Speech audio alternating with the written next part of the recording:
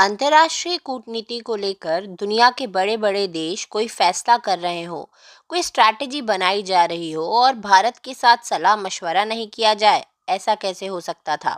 America के presidential election के बाद डोनाल्ड ट्रंप ना खुद चैन की सांस ले रहे हैं और ना ही दूसरी कंट्रीज के लीडर्स को लेने दे रहे हैं। यूनाइटेड किंगडम यानी कि ब्रिटेन इस समय एक फ्लैश पॉइंट बना हुआ है, जहां पर दुनिया के बाकी सभी मेजर देश इकट्ठा होकर रशिया यूक्रेन युद्ध को लेकर माथापच्ची कर रहे हैं।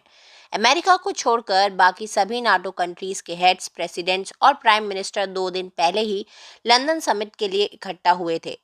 British prime minister Keir Starmer, French president Emmanuel Macron, Canadian prime minister Justin Trudeau, Italy की प्राइम मिनिस्टर जॉर्जिया मेलोनी, यह सब यहाँ पर पहुंचे। यूक्रेन के प्रेसिडेंट जेलेंस्की भी व्हाइट हाउस में बेइज्जत होने के बाद और निकाले जाने के बाद अमेरिका से डायरेक्ट फ्लाई करके यूनाइटेड किंगडम आए और यहाँ पर लंदन समिट में बाकी लीडर्स के साथ मुलाकात की।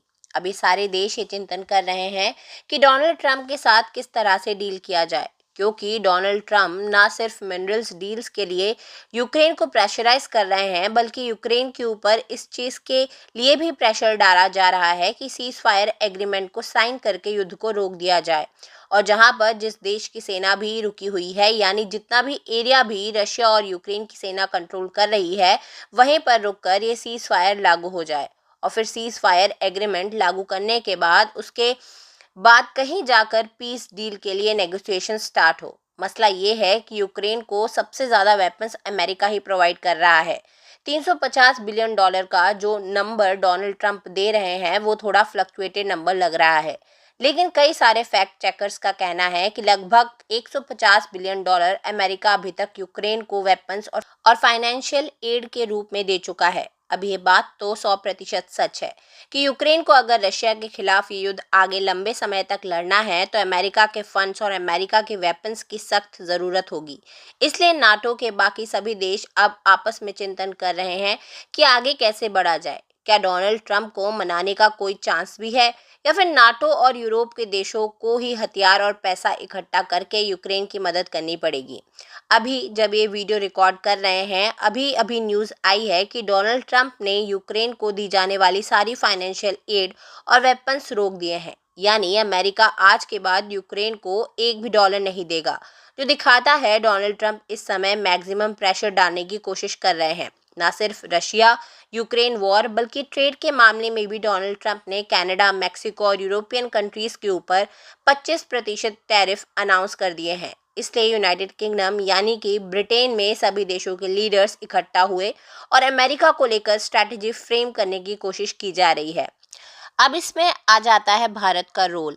रेफरेंस के लिए आपकी स्क्रीन के ऊपर आर्टिकल का स्क्रीनशॉट है। दरअसल न्यूज़ निकल कर आ रही है कि यूनाइटेड किंगडम ने भारत के विदेश मंत्री जयशंकर को इनवाइट किया है, जिसके बाद जयशंकर सर ये इमरजेंसी मीटिंग करने के लिए ब्रिटेन रवाना हो गए हैं। ये विजिट 4 मार्च से लेकर 9 मार्च तक होगी और ब्रिटेन के बाद जयशंकर वहीं से आयरलैंड भी जाएंगे। ब्रिटेन में रहते हुए 2-3 दिन तक जयशंकर लंदन में ही रहेंगे और इस बीच ब्रिटिश गवर्नमेंट के साथ काफ़ी सारी हाई लेवल की मीटिंग्स भी होंगी। यानी एक तरह से भारत को लूप में लिया जा रहा है। भारत के लिए फिलहाल गुड न्यूज़ ये है कि डोनाल्ड ट्रंप टैरिफ को लेकर भारत को टारगेट नहीं कर रहे हैं। भारत पर अभी भी कोई भी टैरिफ अनाउंस नहीं किए गए हैं। डोनाल्ड ट्रंप का भारत को लेकर बिहेवियर उतना एग्रेसिव नहीं है जितना वो कनाडा, ब्रिटेन, फ्रांस और यूरोपियन यूनियन को टारगेट कर रहे हैं। इसलिए ब्रिटेन और यूरोप को लगता है कि भारत इसमें कोई क्रूशियल रोल प्ले कर सकता है, जिसकी वजह से भारत को लूप में लिया जा रहा है और स्ट्रैटेजी तैयार करने में हमसे मदद ली जाएगी। अब देखा जाए तो इस समय सबसे कंफर्टेबल पोजीशन के ऊपर एक्चुअल में भारत ही है। अमेरिका के साथ भी हमारे ठीक रिलेशंस हैं, यूरोपियन कंट्रीज़ भी अब भारत का रुख कर रही हैं और रशिया तो हमारा एवरग्रीन पार्टनर है ही। डोनाल्ड ट्रंप को आए अभी 2 महीने कंप्लीट नहीं हुए हैं। 20 जनवरी को उन्होंने शपथ ली थी, यानी कि प्रेसिडेंट पद के ऊपर बैठे थे और अभी 50 दिन भी पूरे नहीं हुए हैं, उन्होंने वर्ल्ड पॉलिटिक्स को पूरी तरह से हिलाकर रख दिया है।